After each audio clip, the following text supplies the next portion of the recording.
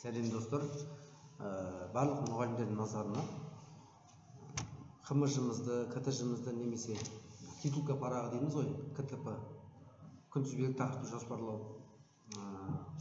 құжаттарымызды.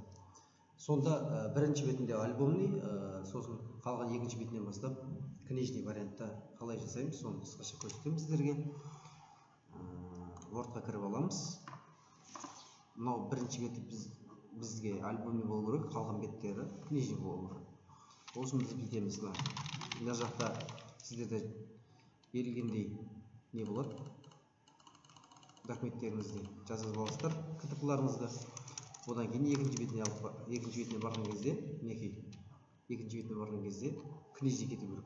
Бірінші беті альбомный. Ол үшін біз мынадай әрекеттер жасаймыз.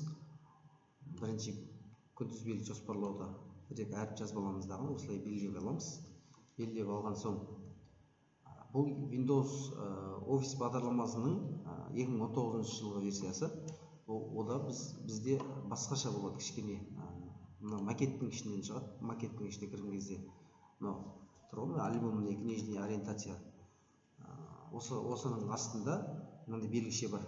Параметр страницаның белгішені басамыз. Осы белгішені басқан кезде применить ко всему документу. Жоқ, бұл жерге к выделенному тексту деп жазамыз. Тек осы таңдалған текстті ғана жасайтын болады. Альбомный окей батырмасын басамыз, одан кейін ориентацияға кіріп, альбомныйға қойып аламыз. Альбомныйға ауысты, бірінші беті, ал екінші беті книжный. ХМЖ-ларыңыз кете береді арқылы. Бірінші титулкаларыңыз дайын болды, бірінші беті. Назарларыңызға рахмет, көріп бағалап кетсеңіздер болады.